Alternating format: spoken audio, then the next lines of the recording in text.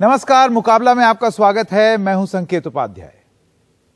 अब ये क्या हो रहा है विपक्ष में कि जब लगभग एक जैसी स्थिति विपक्ष में दलों की थी, जो वो दलील दे रहे हैं वो भी एक जैसी हैं, लेकिन उसमें भी आपस में एक लड़ाई शुरू हो गई है। दरअसल ये सब शुरू हुआ ममता बनर्जी की जीत के बाद। उसके बाद एक कोशिश की गई पूर्ण रूप से एक विपक्ष बनाने की, इंडेक्स ऑफ ऑपोजिशन यूनिटी जिसे अंग्रेजी में कहा जाता है।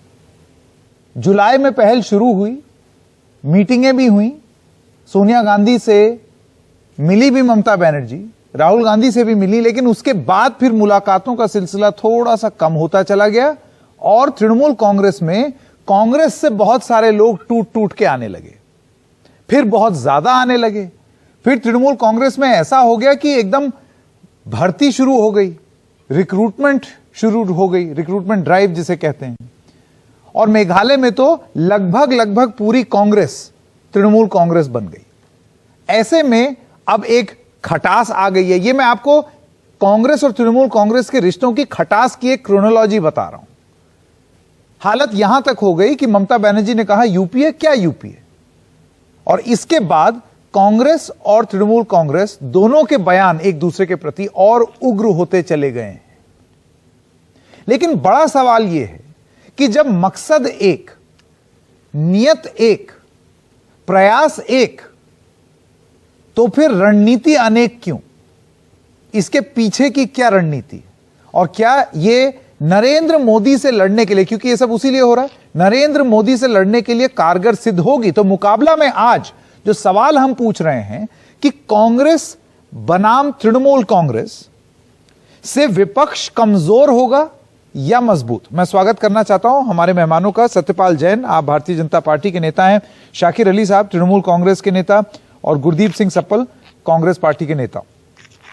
इस कार्यक्रम की शुरुआत में सारे वक्ताओं को अपनी अपनी बात रखने के लिए 1 मिनट का समय दिया जाता है। तो गुरदीप सप्पल साहब, मैं सबसे पहले आपसे शुरू करना चाहता हूं, आपका 1 मिनट शुरू होता है अब। संकेत जी, पूरा घटनाक्रम शुरू हुआ जब ममता जी ने कहा वेयर इज यूपीए, और पूरा मीडिया उस पर चलाने लगा बिना ये पूछे कि ममता जी यूपीए की सदस्य कब थी। कम से कम 2012 से तो यूपीए के सदस्य नहीं थी। मीडिया ये भी भूल गया कि 2019 के चुनाव में भी ममता जी की यही उमंगों ने उछाल मारा था और उन्होंने एक फेडरल फ्रंट बनाया था केसीआर के साथ और आम आदमी पार्टी के साथ। 2019 का लोकसभा चुनाव भी वो यूपीए के साथ नहीं लड़ी थी। उस फेडरल फ्रंट का क्या हश्र हुआ, यह भी पूछा जाना चाहिए। मीडिया को यह भी पूछना चाहिए कि 2014 का चुनाव भी जो लोकसभा का था वो उन्होंने कांग्रेस के साथ नहीं लड़ा था।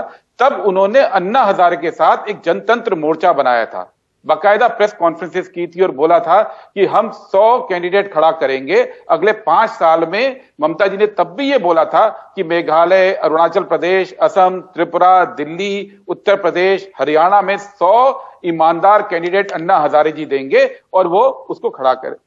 यही नहीं, 2012 में भी वो यूपीए छोड़कर निकल के आई थी। अच्छा, और पूरी कोशिश थी कि यूपीए की सरकार गिरे। तो ये जो उनका लगातार हो रहा है, ठीक है, मैं आपके पास वापस आऊंगा। आप जो क्रोनोलॉजी समझा रहे हैं वो आप जब हम लोग बातचीत और शुरू करेंगे तो आप उसमें अपनी बात कंप्लीट कर सकते हैं। 1 मिनट का शुरुआती वक्तव्य का समय था। शाकिर अली साहब, अब आपका 1 मिनट अनइंटरप्टेड। देखिए, 2014 से 19 और 19 से 21 का जो अभी तक गवर्नमेंट का जो कार्यकाल बाकी है, इसमें राहुल गांधी जी का आप देखिए कि किस तरीका का रोल रहा है। ऑपोजिशन ना के बराबर है। और आपको यह भी पता होना चाहिए कि नरेंद्र मोदी जी गुजरात से आकर उत्तर प्रदेश में चुनाव जीत जाते हैं और राहुल गांधी चुनाव उत्तर प्रदेश में हार जाते हैं और केरला में जाके वो चुनाव जीतते हैं। और ठीक है, चुनाव जीतना अच्छी बात है, लेकिन कहने का मतलब है कि आप कितने दूर चले गए। लेकिन आज चुनाव जीतने के बाद जब आप एमपी बने तो फिर भी आप लोकसभा में जो है ओपोजिशन का रोल अदा कर नहीं पा रहे हैं, जिससे बहुत सारी पार्टी जो है अपने आप धीरे धीरे ये जो है बीजेपी उसको तोड़ने की कोशिश कर रही है और अपने मिशनरियों से उसको परेशान करने की कोशिश कर रही है।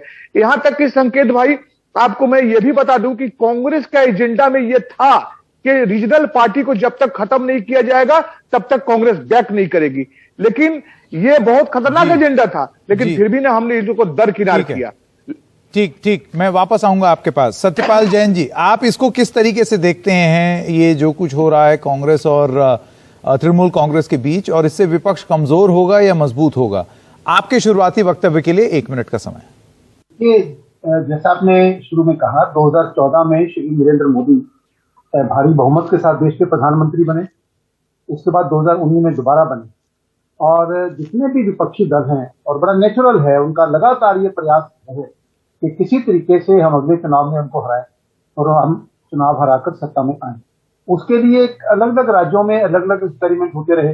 कहीं मुलायम सिंह यादव और राहुल गांधी का समझौता हुआ, कहीं श्री मुलायम सिंह यादव जी और बीएसपी का समझौता हुआ, कहीं अलग हुए, कहीं कुछ बना।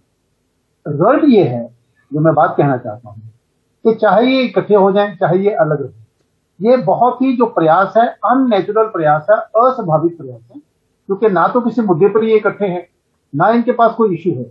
सिर्फ और सिर्फ नरेंद्र मोदी को हटाने का प्रयास अगर ये मिलकर करना चाह रहे हैं, तो ये पहले भी उसमें सफल हुए हैं, आगे भी ये सफल होंगे, क्योंकि कोई भी मोर्चा, कोई भी भवन, कोई भी बिल्डिंग जब तक नहीं खड़ी हो सकती, जब तक उस पर कोई आधार नहीं होगा। और मैं तो एक शब्द में अगर कहूं, ना खंजर उठेगा ना तलवार, इनसे ये बाजू मेरे आजमाए हुए हैं। ये इकट्ठे हो जाए तब भी, ना इकट्ठे हो तब भी, श्री नरेंद्र मोदी जी की सरकार को ये टॉपर नहीं चलिए ठीक है, ठीक है, आपने अपना शुरुआती वक्तव्य रख दिया। एक छोटे से ब्रेक के लिए रुकते हैं। ब्रेक के बाद जब आएंगे तो मुकाबला जारी रखेंगे। बने रहिए हमारे साथ।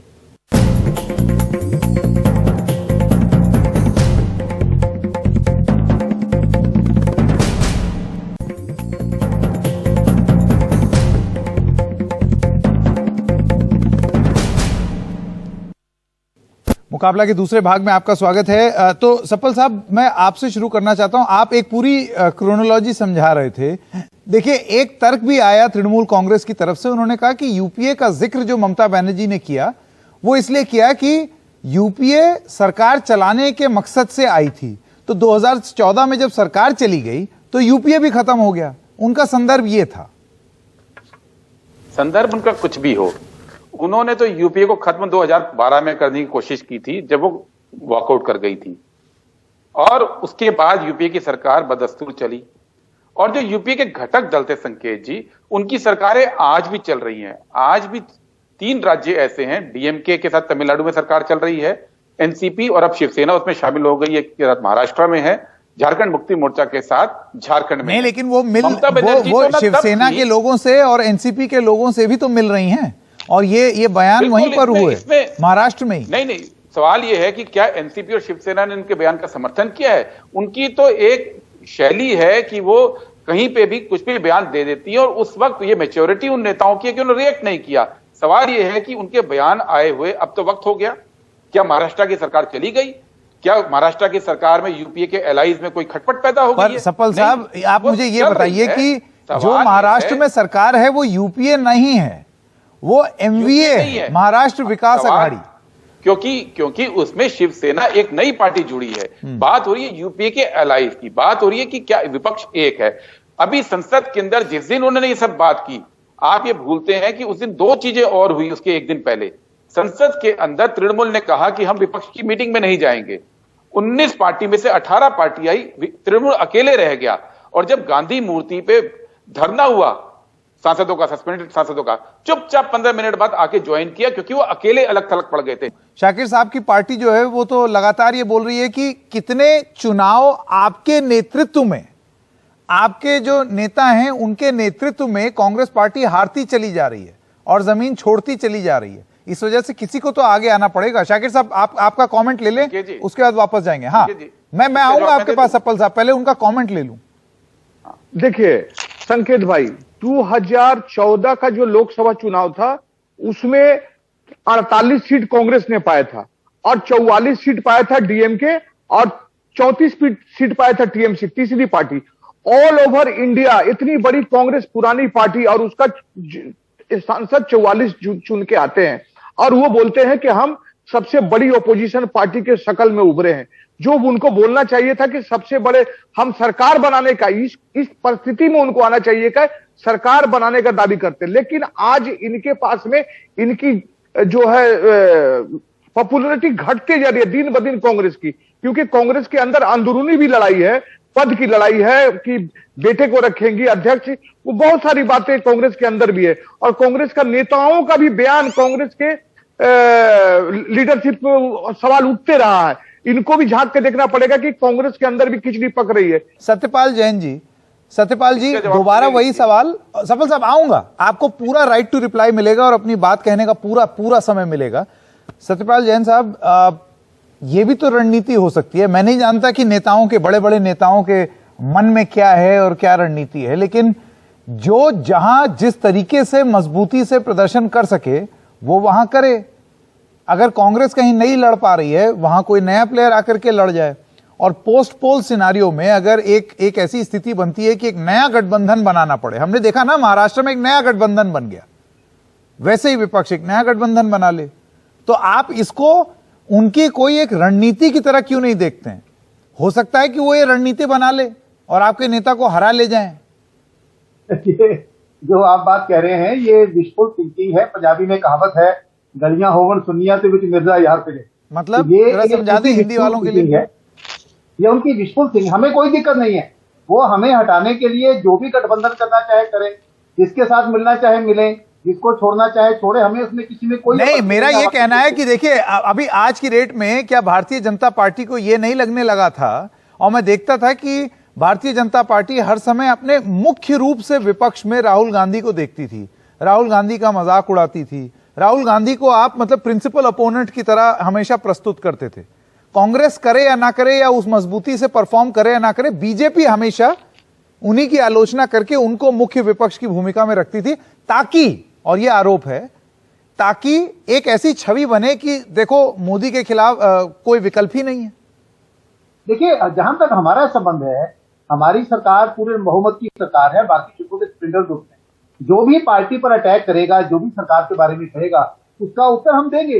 इसलिए क्योंकि वो अधिक अटैक कर रहे थे, उनका उत्तर जा रहा था। हमारे लिए ना तो राहुल गांधी बहुत सशक्त है, ना ही दूसरे कोई उनसे ज्यादा सशक्त है। ये स्प्लिंटर ग्रुप्स हैं, कोशिश कर रहे हैं, प्रयास कर रहे हैं आपस में इकट्ठे होने की। होना या नहीं होना, आप अपना मुख्य विरोधी दल मानते हैं? मैं आपसे ये जानना चाहता हूं, एक नेशनल लेवल पर आपका प्रिंसिपल ऑपोजिशन कौन है? मुख्य रूप से आप बीजेपी किसको विपक्ष मानती है? आज प्रिंसिपल अपोजिशन कोई पार्टी नहीं है। कांग्रेस पार्टी के नेता, जैसा भी मेरे भाई कह रहे थे, आपस में लड़ रहे हैं। कोई G23, कोई G24, पता नहीं क्या क्या चल रहा है। और स्वयं अपोजिशन के लोग, ममता बनर्जी जी एक तरफ तो अलायंस की बात कर रही है, दूसरी तरफ कांग्रेस के लोग उनके साथ जा रहे हैं। अभी तो ये आपस में लड़ रहे हैं। जब आपस में लड़ाई लड़के इनकी जीत हार हो जाएगी, तब शायद ये तो अभी जैन साहब जो है वो किसी को विपक्षी नहीं मान रहे हैं 2024 के लिए। जैन साहब, सत्यपाल जैन जी, नहीं, हम प्रमुख, आपने वर्ड किया विपक्षी है, प्रमुख आपने पूछा था कि प्रमुख विपक्षी कौन है? प्रमुख विपक्षी दल आप किसको मानते हैं? कोई भी, अच्छा, किसी को नहीं मानते, ठीक है। गुरदीप सिंह सप्पल जी, अब मैं आपके पास, आपको लगता है कि भारतीय जनता पार्टी के इसी विश्लेषण के चलते तृणमूल कांग्रेस को लगता है कि भाई ऐसी भूमिका कैसी हो जाए कि कोई मुख्य विपक्षी दल ही ना बने? इसी वजह से अगर आप कमेंट देखें प्रशांत किशोर का, उसमें इस बात का जिक्र किया है कि विपक्ष का नेता बनने का दैविक अधिकार, यानी कि डिवाइन राइट, किसी के पास नहीं है। जाहिर तौर से जिक्र कांग्रेस पार्टी का था और गांधियों की तरफ इशारा था। संकेत जी, जैन साहब के लिए तो मैं यही कहूंगा, आज खुश तो बहुत होंगे आप और उस दौर में खुश होंगे जिस दौर में कुछ दिन पहले प्रधानमंत्री जी को इतने साल में पहली बार किसानों ने घुटनों पर लाकर छोड़ा था। माफी मांगते हुए उन्होंने विड्रॉ किया, पेट्रोल डीजल की प्राइस विड्रॉ किया, और देश में आंदोलन के दम पे बीजेपी बैकफुट पे थी, और इस परिस्थिति से निकलने का मौका ममता बनर्जी ने उनको दिया। यह ममता बनर्जी की पॉलिटिक्स की गलती है। दूसरी बात, शाकिर भाई बोले, उनको बिल्कुल राइट है, अपनी पार्टी बनाएं, किसने रोका है? सवाल 3-4 उन्होंने खड़े किए, 14 बनाम 19, 14 में तो उनकी 34 सीट आई थी, तो उनकी क्यों 22 पे आ गई सीट?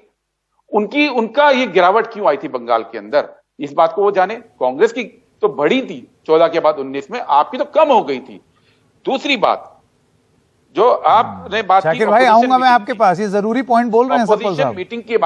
ऑपोजिशन मीटिंग की बात, ये भूल गए कि 20 अगस्त को सोनिया जी ने पूरी ऑपोजिशन की मीटिंग बुलाई, जिसमें ममता जी भी थी।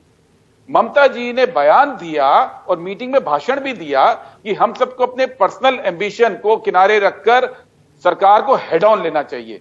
बड़ी अच्छी अच्छी बातें की, और उसके बाद क्या परिवर्तन आया? 1 महीने के अंदर वो पार्टी तोड़ने लगी और वही काम करने लगी जिसके लिए वो 5-6 महीने पहले इस देश के मीडिया को बड़े ही गुस्से में बयान देती थी कि बीजेपी जो है वो डर्टी पोचिंग पॉलिटिक्स कर रही है। और अच्छा चलिए शाकिर अली, आप मुझे बताइए, आपने सप्पल साहब की बात सुन ली। उनका ये कहना है कि पहले तो आप किस बिना पर ये कह रहे हैं कि आप नेशनल पार्टी बनेंगे या फिर आप महत्वाकांक्षा रखेंगे? क्योंकि कल को डीएमके भी ये बोल सकती है कि भाई एक राज्य तो मैं भी चला रहा हूं। अगर कल को अखिलेश यादव जीत गए उत्तर प्रदेश में तो बोलेंगे मैं इतना बड़ा सूबा जीता, मैं बनूंगा मुख्य विपक्षी दल। मैं बताना चाहता हूं उनको कि देखिए, जो बार बार आपने ये कहा फेडरल फंड का, आप फेडरल फंड का 2014 कहिए या 19 कहिए, 19 में ये 19 के इलेक्शन से पहले फेडरल फंड बना था। आप फेडरल फंड में जितने भी पार्टियां चुनाव जीत के आई है उनके सांसदों का आंकड़ा आप देख लीजिए, और कांग्रेस का 48 का आंकड़ा है। कांग्रेस अपोजिशन पार्टी बनने लायक संख्या भी नहीं ला पाई है। अब रह गया सवाल कि क्यों ले रहे हैं तृणमूल कांग्रेस में। हमारे कहने का मतलब है कि इतनी पुरानी पार्टी से आपके नेताओं का विश्वास क्यों उठ जा रहा है कि वो तृणमूल के ममता बनर्जी को विश्वास का चेहरा देख रही है। अगर आप कहती है कि आप एक इलाकाई पार्टी है, मानते बंगाल तक तृणमूल कांग्रेस सीमित है, लेकिन Trinamool Congress all India party है। लेकिन हम आपकी थोड़ी देर के लिए बात मान भी ले कि वो इलाकाई पार्टी है, तो हमारे कहने का मतलब है कि पूरे देश का, ये बिहार हो, उत्तराखंड हो, या आपका मेघालय हो, या मणिपुर हो, या दिल्ली हो, यहां से नेता लोग कांग्रेस के सोनिया गांधी, राहुल गांधी को छोड़कर ममता बनर्जी पर क्यों विश्वास करने लगे? यही तो सवाल है। जवाब देखिए, बात गलत बोली, कल ममता जी ने बोली गलत, आज इन्होंने बोली। भाई साहब, फेडरल फ्रंट 19 में बना था, कुल मिला के उसकी 31 सीट आई थी, जिसमें आम आदमी पार्टी की 0 आई थी, तीसरे नंबर पे दिल्ली में रही थी, सेकंड पे कांग्रेस पार्टी रही थी। और एक बात और, आज उत्तराखंड में आपका क्या आधार है जो आप सारी सीटों पर चुनाव लड़ने जा रहे हैं? उस आम आदमी पार्टी के साथ वो भी हर सीट पर लड़ेगी, आप भी लड़ेंगे। दोनों पार्टी का कोई जनाधार नहीं है, दोनों ने एक दूसरे को बंगाल और दिल्ली में सपोर्ट किया था। केवल बीजेपी को फायदा देने के लिए आपकी दोनों पार्टियां वहां पे उतर रही हैं। वहां तो निर्विवाद रूप से कांग्रेस बी टीम का आरोप। एक बार फिर मेरे पास समय खत्म हो रहा है, मैं सतपाल जैन के पास जाना चाहता हूं। शाकिर भाई, वैसे आप जिनसे बात करना चाह रहे हैं उनका नाम गुरदीप सप्पल जी है, वो कांग्रेस पार्टी के हैं, सतपाल जी बीजेपी के हैं। मैं सतपाल जी आपसे आप पंजाब में आपने एक कहावत बताई, एक अवधि, जहां का मैं रहने वाला हूं अयोध्या का, वहां की भी एक कहावत है, उससे जाते जाते ये कार्यक्रम खत्म करेंगे कि जो ये हो रहा है ना कि कौन कितना प्रदर्शन करेगा और कैसे करेगा, किसी पर टिप्पणी नहीं है, लेकिन जब ऐसी बातें होती हैं तो अवधि में यही कहा जाता है कि एक आदमी ने नाई से पूछा कि मेरे सिर पे कितने बाल हैं, तो नाई ने बोला अभी आगे ही गिरेगा, गिन लेना। तो ये सब पर लागू होता है कि जब चुनाव में सीटें आएंगी तब पता चलेगा कौन कितने पानी में। संकेत भाई, 1 मिनट का टाइम हमको दीजिएगा, 1 मिनट का प्लीज। सतपाल जैन जी क्या कह रहे हैं? क्या कह रहे हैं? हो जाए, अलग अलग हो जाए, जो मर्जी कर रहे हैं। 2024 में भी हम आएंगे, पंजाब में भी आएंगे, उत्तराखंड में भी आएंगे। अच्छा। ये इकट्ठे हो जाए तब भी, अलग हो जाए तब भी। संकेत भाई क्लोजिंग कमेंट। हाँ, देखिए, मेरा यही कमेंट है कि भारतीय जनता पार्टी जब 2 सीटों वाली पार्टी थे तो यही कांग्रेसी बोलते थे कि भारतीय जनता पार्टी तो उत्तर प्रदेश में 2 सीटों तक सीमित है, लेकिन कर्नाटक भी चला गया इनका, जहां पर ठीक है, कांग्रेस 2 से 300 होगा, समझ गया मैं। सप्पल साहब, आपका तो तृणमूल कांग्रेस का भी वैसे ही होगा। ठीक है, क्लोजिंग कमेंट। यही हम कहते हैं, बीजेपी 2 से अगर 300 पे आई, उसने पूरे देश में संगठन था। ऐसे नहीं हुआ कि वो कहीं चल के बैठकर बोला कि हम खरीद के कंसल्टेंट को लेके बाहर से कैंडिडेट लाके हम संगठन बना रहे हैं, तो आप चिल्ला रहे हैं। नहीं, हमने चला रहे हैं, हम तो आपकी बात पे कह रहे हैं कि आप बी टीम बोल रहे हैं। अरे हम ए टीम बोलना चाहते हैं, मत होइए। आपकी नेता ने पुरानी अवधि की कहावत 2001 के बाद वो बीजेपी के साथ नहीं की, नाई मेरे सिर पे कितने बाल, आगे गिरेगा, गिन लेना। आप सब लोगों का बहुत बहुत धन्यवाद। मैं एक छोटे से ब्रेक के लिए रुक रहा हूं। ब्रेक के साथ जब वापस आएंगे तो तृणमूल कांग्रेस की सांसद सुष्मिता देव से बात करेंगे। अभी हाल फिलहाल ही कांग्रेस से तृणमूल कांग्रेस में आई हैं। मुकाबला जारी रहेगा।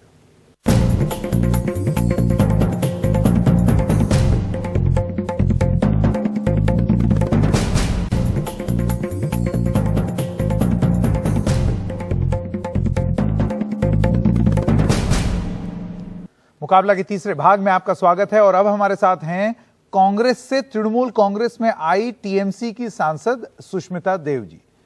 सुष्मिता जी, आप सबसे पहले मैं आपसे ये सवाल पूछना चाहता हूं कि क्या अब मान लिया जाए कि अब तृणमूल कांग्रेस और कांग्रेस पार्टी मुख्य रूप से राजनीतिक प्रतिद्वंदी बन गए हैं? आप पॉलिटिकल ओपोनेंट्स हैं। देखिए संकेत जी, तृणमूल कांग्रेस और इंडियन नेशनल कांग्रेस वेस्ट बंगाल की विधानसभा में चुनाव लड़ी है एक दूसरे के खिलाफ। ये पूरा देश जानता है। और ये भी एक सच्चाई है कि सदन में जब भी किसानों का मुद्दा रहा या प्राइस राइज का रहा या कोरोना, जो लोगों पर इम्पैक्ट करता है, हम इश्यूज के ऊपर हर पार्टी के साथ है जो देश के हित में है। पर सच्चाई कांग्रेस भी जानती है और हम भी जानते हैं कि वेस्ट बंगाल के इलेक्शन में कांग्रेस ने कैंडिडेट दिया, हम चुनाव लड़े और तृणमूल कांग्रेस जीती। सो ऐसा तो नहीं है कि कांग्रेस और तृणमूल कांग्रेस के बीच में कभी प्रतिद्वंद्विता नहीं हुई है, बिल्कुल हुई है। सुष्मिता जी, एक सवाल यह भी है और कांग्रेस की तरफ से बार बार पूछा जा रहा है कि मुख्य विपक्षी दल कौन बने। यूपीए के अस्तित्व पर जब सवाल उठाया तो उनका यह कहना है कि आप क्या ये मान रहे हैं कि अब आप उनको हटा देंगे मुख्य विपक्षी दल की भूमिका से? और अगर आप ऐसा मानते हैं तो ये आपकी तरफ से पॉलिटिकल ऑप्टिमिज्म नहीं है? देखिए, इसको मैं थोड़ा समझा के कहना चाहती हूँ।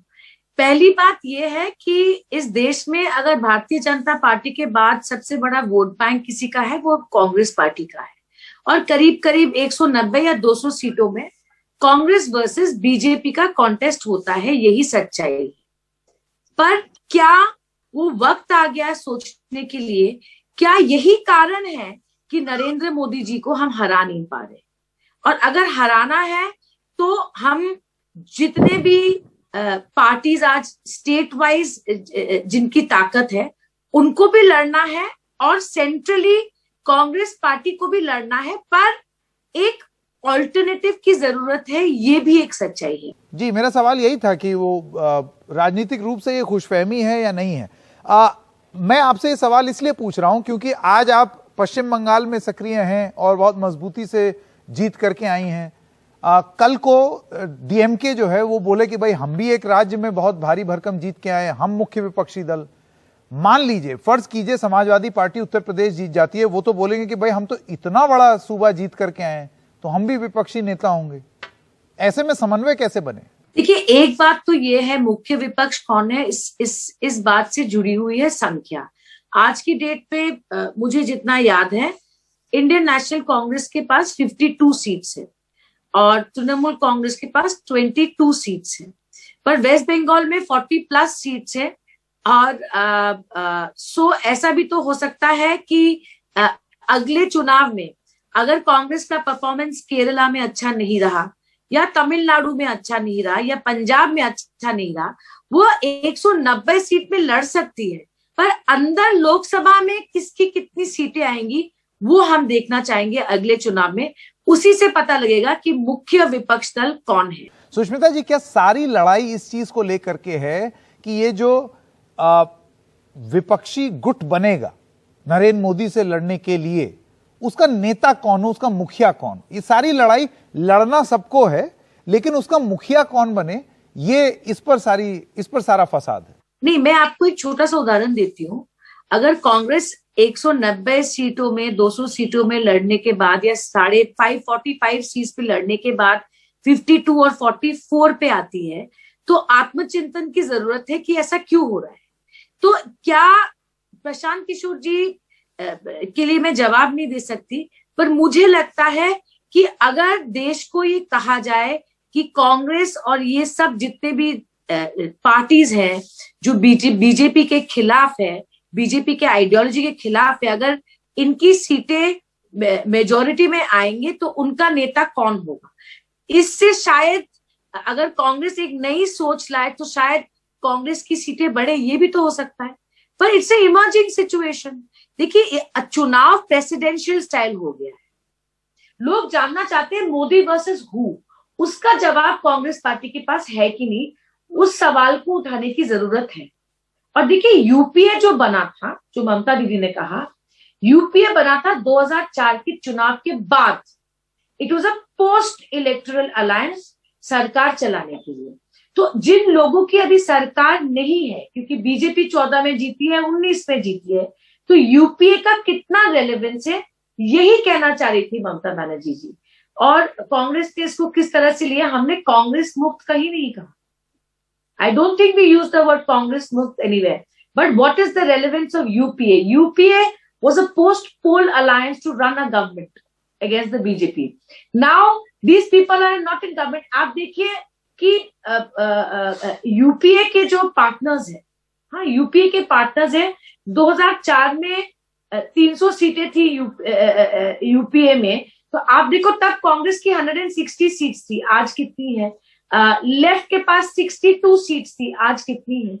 So is UPA relevant? अगर हम ये सवाल नहीं पूछेंगे पब्लिक डोमेन में, तो समाधान कहां से आएगा? इन सब चीजों को लेके सोचने की जरूरत है, क्योंकि देश परिवर्तन चाह रहा है और उस परिवर्तन को कैसे मुमकिन करना है, शायद एक नई सोच की जरूरत है।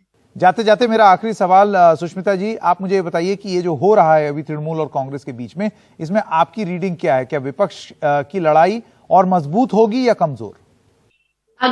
अगर भारतीय जनता पार्टी को चुनाव में पराजित करना है, हमें ममता जी की जरूरत है, हमें कांग्रेस की जरूरत है, हमें जगन रेड्डी जी की जरूरत है, हमें नवीन पटनायक जी की जरूरत है।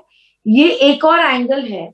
कई ऐसे रीजनल लीडर्स हैं, आंध्रा हो, तेलंगाना हो, बिहार हो या उड़ीसा हो, शायद कांग्रेस की वजह से अलायंस से डरते हैं, because it is a different kind of a formation. So Congress अगर देश हित में सोचेगी तो उनको समझ आएगा कि ममता बनर्जी हमारी चेयरपर्सन क्या कह रही है। और अगर कांग्रेस इनसिक्योर फील करती है और उनको अपना प्रधानमंत्री बिठाना है और दूसरा कोई उनके पास लक्ष्य नहीं है, तो कांग्रेस को ये पूरा सिचुएशन, ये पूरा मुद्दा अलग दिखेगा। पर देश चाहती है और देश में वो संख्या लोगों की बढ़ रही है जो बीजेपी को नहीं चाह रही है, और हम सबको एक नई सोच की जरूरत है कि हम बीजेपी को किस तरह से रोके। और ममता दीदी का ये बिल्कुल लक्ष्य है बीजेपी को रोकना। सुष्मिता देव, आपका बहुत बहुत धन्यवाद मुकाबला में हमारे साथ जुड़ने के लिए। थैंक यू, धन्यवाद। वक्त है एक छोटे से ब्रेक।